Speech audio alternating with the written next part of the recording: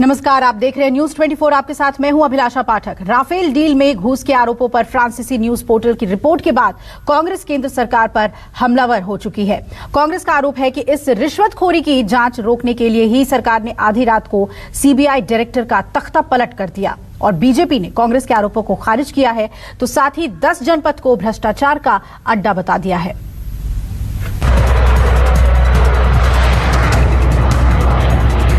भ्रष्टाचार विरोधी खंड को नरेंद्र मोदी ने स्वयं हस्तक्षेप करके क्यों निरस्त किया, जो कि रक्षा खरीद प्रक्रिया के अनुसार किसी भी निविदा के लिए बहुत ज्यादा आवश्यक है।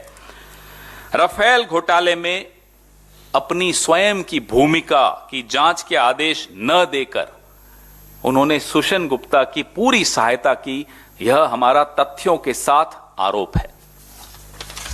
7 समंदर पार की खबर से भारत की राजनीति में खलबली मच गई। फ्रांस के न्यूज पोर्टल मीडिया पार्ट की खबर ने राफेल डील में रिश्वतखोरी का आरोप लगाने वाली कांग्रेस को संजीवनी बख्श दी। आधी रात को सीबीआई डायरेक्टर को हटाए जाने की अधूरी कहानी कांग्रेस की जुबानी पूरी होने लगी। 36 महीने में कमीशन और भ्रष्टाचार के सबूतों पर कोई कार्रवाई क्यों नहीं की? इस मामले को क्यों दफनाया गया? मोदी सरकार ने मध्य रात्रि जो तख्ता पलट सीबीआई में करके प्रमुख को हटाया था, वो क्यों हटाया? उस निर्णय के राफेल से क्या संबंध है? राफेल घोटाला सिर्फ कोई 60-65 करोड़ रुपए के रिश्वत का घोटाला नहीं है, सिर्फ उतना ही मुद्दा नहीं है। यह इस देश का सबसे बड़ा रक्षा सौदा है और इसलिए कह रहे हैं हम, सबसे बड़ा रक्षा घोटाला है। फ्रांस के पोर्टल मीडिया पार्ट ने अपनी रिपोर्ट में दावा किया है कि राफेल विमान बनाने वाली फ्रांस की कंपनी दसॉ ने बिचौलियों को कम से कम 75 लाख यूरो की रिश्वत देने के लिए कथित फर्जी रसीदों का उपयोग किया है। पोर्टल के दावों पर फिलहाल रक्षा मंत्रालय की प्रतिक्रिया नहीं आई है। दसॉ ने भी अब तक इसका खंडन नहीं किया है, लेकिन मीडिया पोर्ट की रिपोर्ट के हवाले से केंद्र सरकार पर हमलावर कांग्रेस पर बीजेपी प्रवक्ता संबित पात्रा ने पलटवार किया। कांग्रेस आलाकमान को घेरने के लिए रटा रटाया जुमला इस्तेमाल किया। नंबर 1, बिना टेंडर के किया गया। नंबर 2, 526 करोड़ की चीज 1670 करोड़ में ली गई। नंबर 3, बिना ट्रांसफर ऑफ टेक्नोलॉजी, बिना तकनीक हस्तांतरण के। नंबर 4, 126 विमानों को घटाकर 36 कर दिया गया। और महत्वपूर्ण बिंदु आ रहा है, 5वां बिंदु, जो नो करप्शन क्लॉज था कि इसमें भ्रष्टाचार या कोई मिडिलमैन या कोई इन्फ्लुएंस पेडलिंग या कोई प्रभाव डालने का प्रयास यह नहीं होना चाहिए, यह यूपीए के टेंडर में था। यह आवश्यक होता है किसी भी रक्षा सौदे में, और इतना बड़ा रक्षा सौदा सरकार में हम भी रहे हैं। 5 रुपए की भी चीज खरीदनी हो तो टेंडर के जरिए होती है, एक प्रक्रिया के जरिए होती है।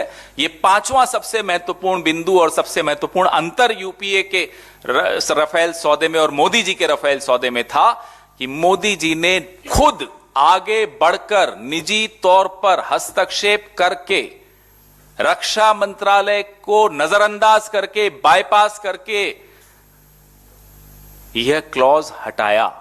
ये सुषेण गुप्ता कोई नया खिलाड़ी नहीं है, ये एक पुराना खिलाड़ी है जो वीवीआईपी चॉपर गेट स्कैम था, जिसको ऑगुस्ता वेस्टलैंड के नाम से जाना जाता था।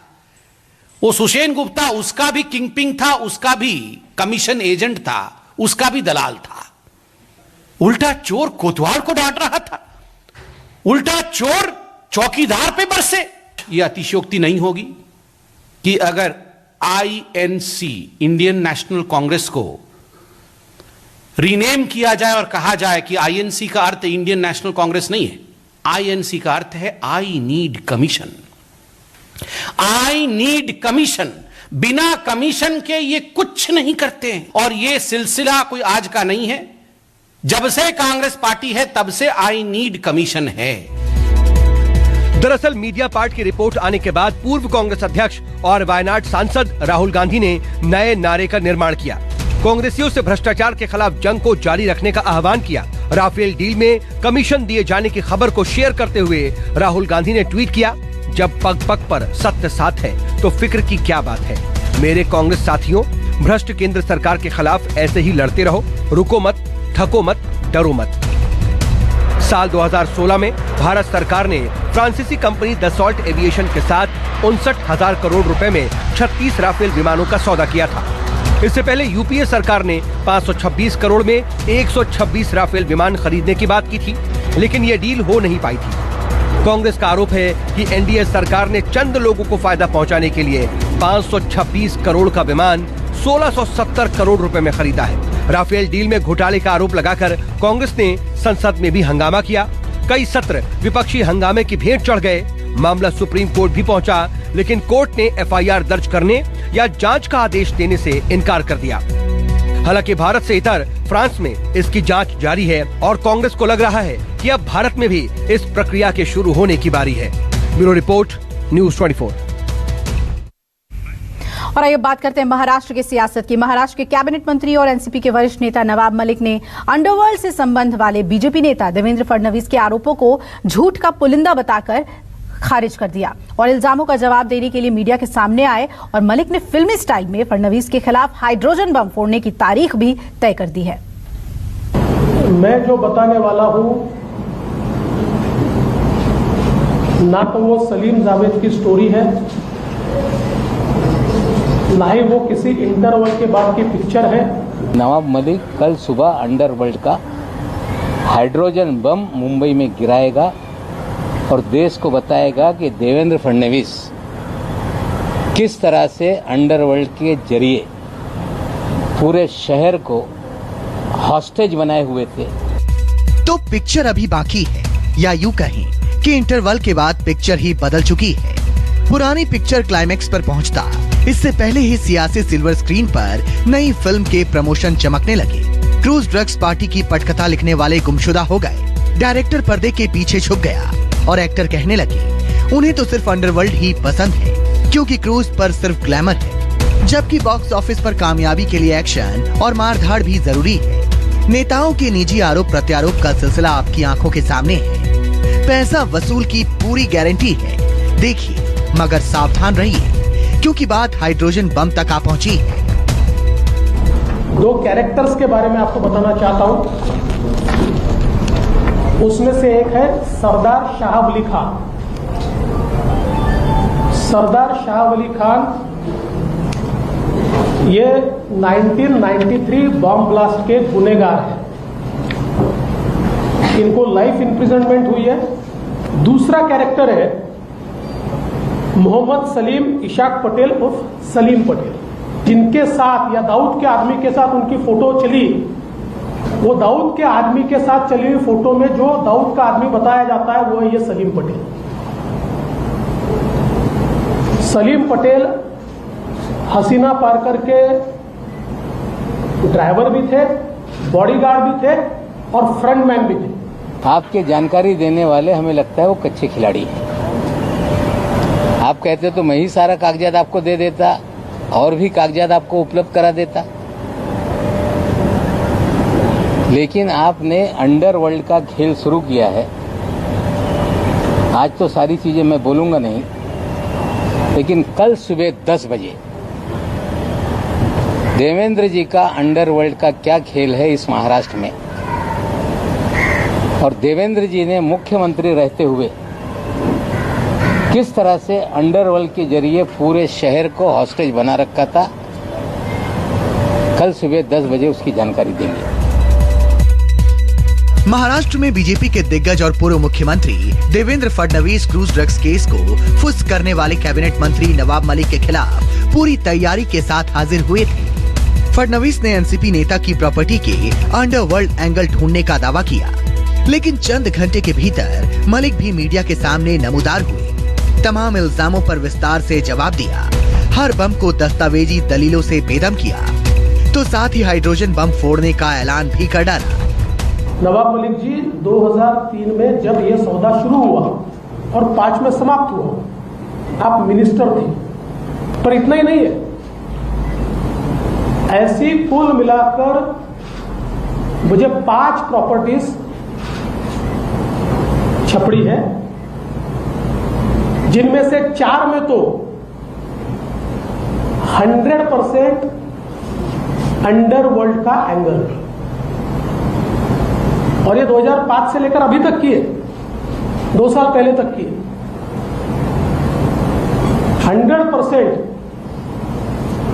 4 प्रॉपर्टीज में अंडरवर्ल्ड का एंगल है। देवेंद्र जी, कोई भी नेता आप सीधे बम ब्लास्ट, दाऊद इस तरह से नाम जोड़ के आप मेरी प्रतिमा मलिन करने का काम कर रहे हैं। आपने कल भी पहले प्रेस कॉन्फ्रेंस में आपने कहा था कि नवाब मलिक के दामाद के घर से गांजा बरामद हुआ। मेरी बिटिया आपको कल नोटिस भेज रही है। आरोप लगा के आप माफी नहीं मांगते। उम्मीद करते हैं इस लड़ाई में आप माफी नहीं मांगेंगे, लड़ाई जारी रखेंगे। ये सियासत का नया दौर है। इल्जाम लगाने की होड़ है, विरोधियों को बदनाम करने पर जोर है। पहले सवाल का जवाब आया नहीं, दूसरे सवाल का शोर हो गया। बॉलीवुड भी हैरान है, नेताओं की एक्टिंग से परेशान है। हाइड्रोजन बम की पीसी में भी पीस है। सचमुच लीडर एक्टर पर बीस है। Bureau report, news 24। 26 नवंबर को किसान आंदोलन का 1 साल पूरा हो जाएगा और किसानों ने इस दिन दिल्ली चलो का नारा दिया है। किसान मोर्चे की बैठक में फैसला हुआ है कि शीतकालीन सत्र के दौरान किसान संसद का घेराव करेंगे।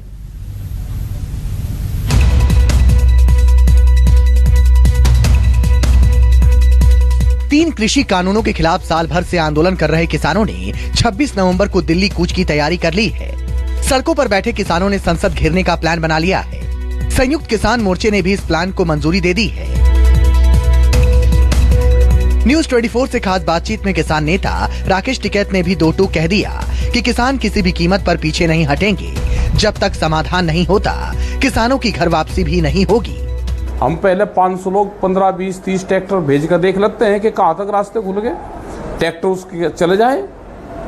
भाई अगर सरकार रोकेगी तो हम कोर्ट को कह सकते हैं कि रास्ते नहीं खुल रहे, और अगर जाने का हक है तो भाई 1 साल हमको हो गया तो पहले हमको जाना चाहिए दिल्ली, तो अपने लोग भेज कर हम देखेंगे।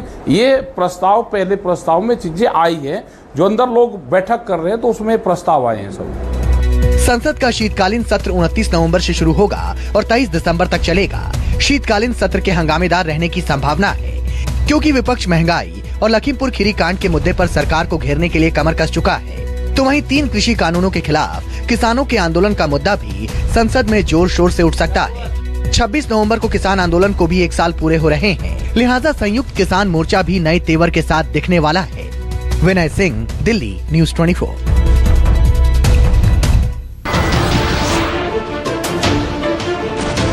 नमस्कार, मैं हूं मानक गुप्ता।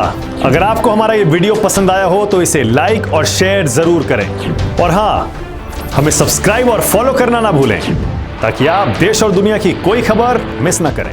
तो जुड़े रहिए हमारे साथ और देखते रहिए न्यूज़ 24।